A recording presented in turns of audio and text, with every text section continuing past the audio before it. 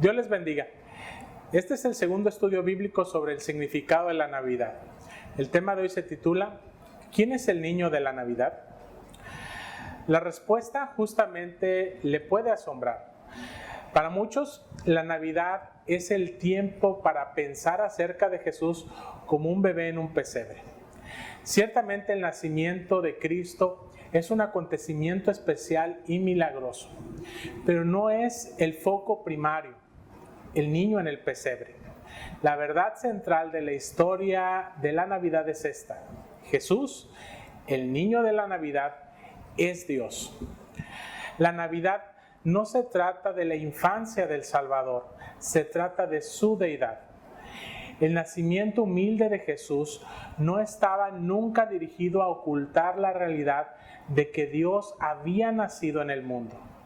Sin embargo, la versión popular de la Navidad en el mundo moderno hace justamente eso muchas veces.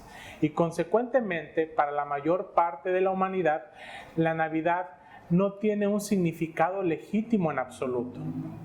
Tampoco debemos suponer que alguien alguna vez pueda penetrar el misterio de lo que significa para Dios haber nacido en un pesebre. ¿Cómo puede uno explicar al Todopoderoso convertirse en un infante pequeño? Nuestras mentes no pueden alcanzar a entender lo que estuvo involucrado al volverse Dios un hombre. Ni alguien puede explicar cómo Dios podía convertirse en un bebé. Pero Dios lo hizo. Sin abandonar su naturaleza divina o minimizando su deidad, Jesús nació en nuestro mundo como un infante pequeño. Él fue totalmente humano, con todas las necesidades y las emociones que son comunes a todos nosotros. Pero Él fue también completamente Dios, todo sabio y todopoderoso. ¿Cómo podemos discernir esta verdad? Veamos 4 razones que encontramos en la palabra de Dios. Ese niño de la Navidad es Dios hecho carne. Por casi 2000 años, el debate ha estado tomando fuerza acerca de quién es Jesús realmente. Entre las sectas, los teólogos liberales y los escépticos han ofrecido explicaciones diversas. Dicen que Él es un Dios entre muchos otros, un ser creado, un ángel exaltado, un gran maestro, un importante profeta y así sucesivamente. Por magníficos que sean los títulos que le acrediten a Jesús, el común denominador de todas estas teorías es que hacen a Jesús menos que Dios. Pero la evidencia bíblica de que este niño en el pesebre de Belén fuese la encarnación de Dios es contundente. Un pasaje en particular, escrito por el apóstol Pablo, capta el ser de la naturaleza divina de Jesús y acentúa las verdades que hacen de la Navidad verdaderamente algo maravilloso.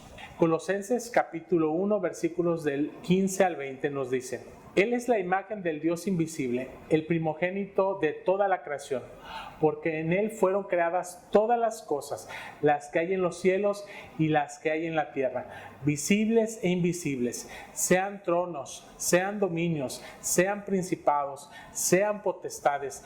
Todo fue creado por medio de Él y para Él. Y Él es antes de todas las cosas y todas las cosas en Él subsisten.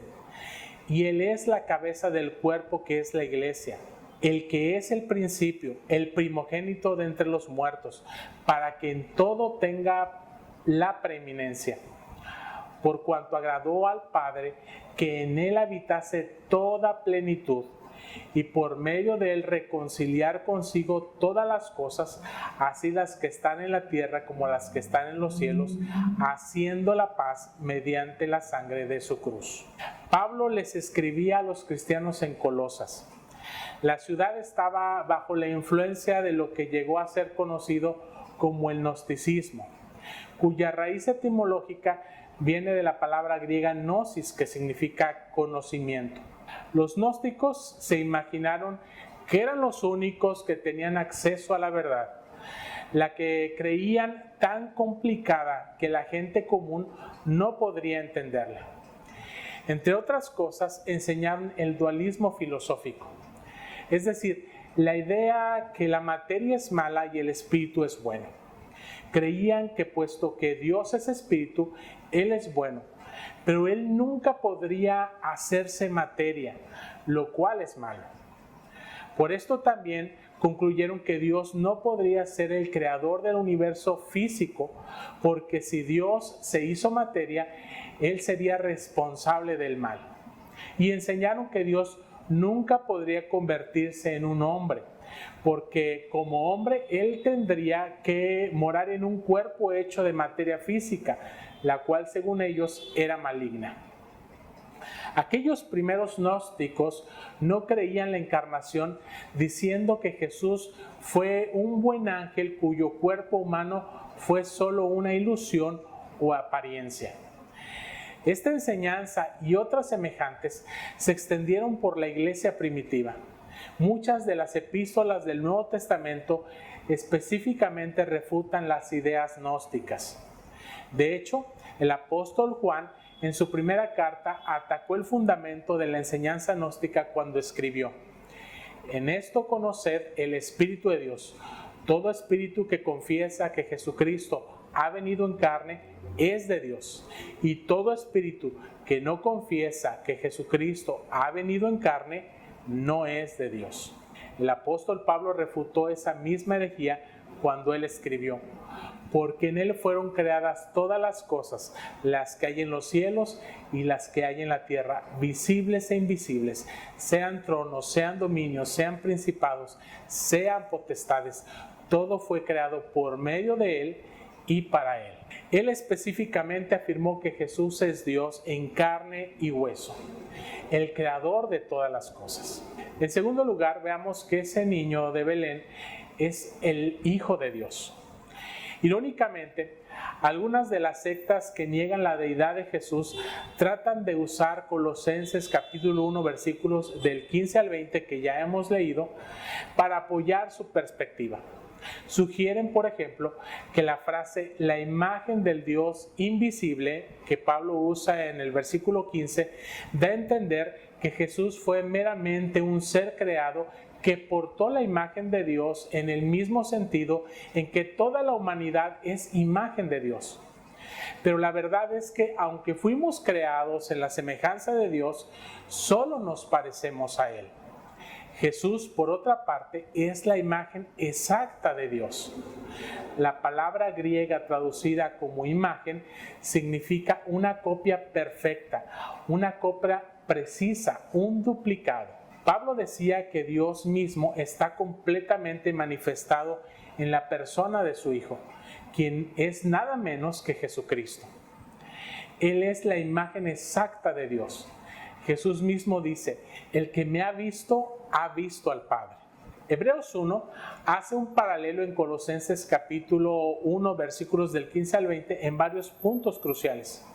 Referente a la declaración de Cristo que Él es la imagen de Dios, por ejemplo, Hebreos 1:3 hace una afirmación idéntica: siendo el resplandor de su gloria y la imagen misma de su sustancia.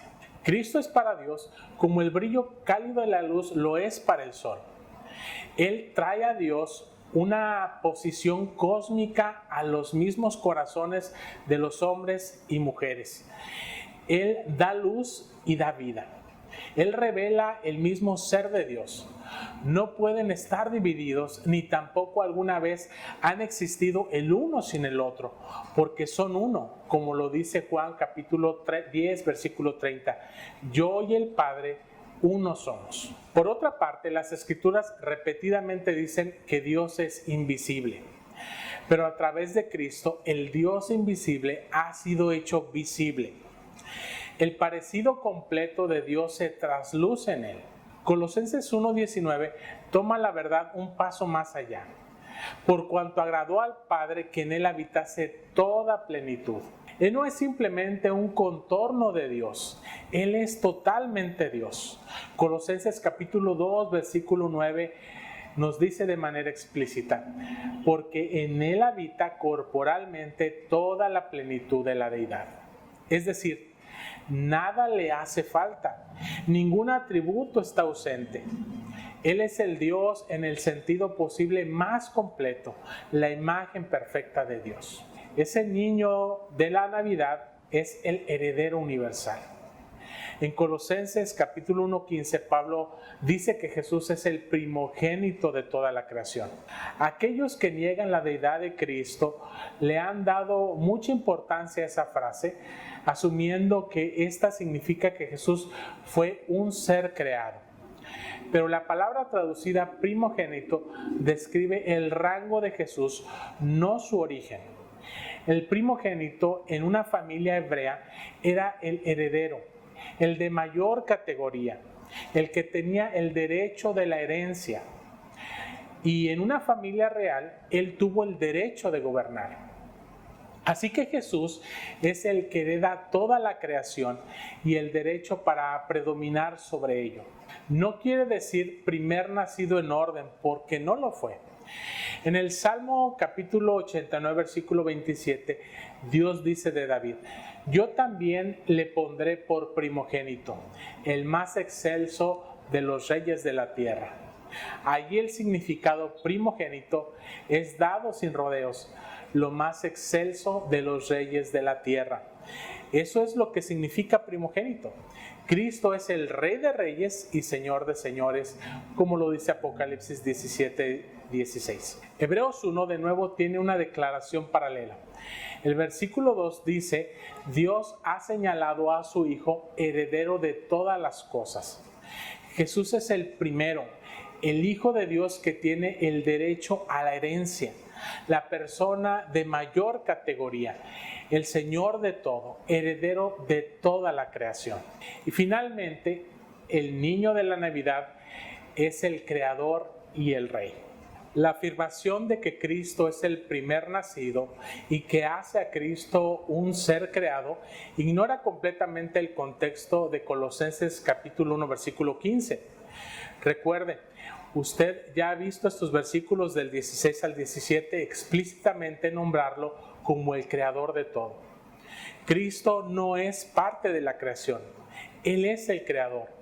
El mismo brazo de Dios, activo desde el principio al llamar a la existencia al universo y a todas las criaturas por el poder de su palabra. Juan capítulo 1 versículo 3 dice: todas las cosas por Él fueron hechas y sin Él nada de lo que ha sido hecho fue hecho. Eso no podría ser posible si Jesús fuera en sí mismo un ser creado. Hebreos capítulo 1 versículo 2 también identifica a Cristo como el creador diciendo: y por quien asimismo hizo el universo. Cristo es la persona de la Trinidad a través de la cual el mundo se hizo y para quien se hizo. En conclusión, ¿quién es el niño de la Navidad que celebramos los cristianos? Es Dios hecho carne. Es el Hijo de Dios, es el heredero universal, es el creador, sustentador y rey sobre todas las cosas. Como cristianos verdaderos, no debemos tener la más mínima duda de quién es Jesús como Dios desde la eternidad pasada, en su venida a este mundo, en su gloria presente y eterna y en su segunda venida. Es en su perfecta naturaleza divina y humana que se fundamenta la obra de la redención que vino a efectuar en favor nuestro al vivir, morir y resucitar para nuestra salvación. Dicha obra se hace eficaz en nuestras vidas por medio del arrepentimiento de pecados y la fe en Jesucristo como nuestro Dios, Salvador y Rey. La única manera de celebrar legítimamente la Navidad es si usted cree personalmente y sinceramente que ese niño que nació en Belén es su Dios, es su Salvador y es su Rey. Y para usted, ¿quién es el niño de la Navidad? Que Dios le bendiga y le guarde. Amén.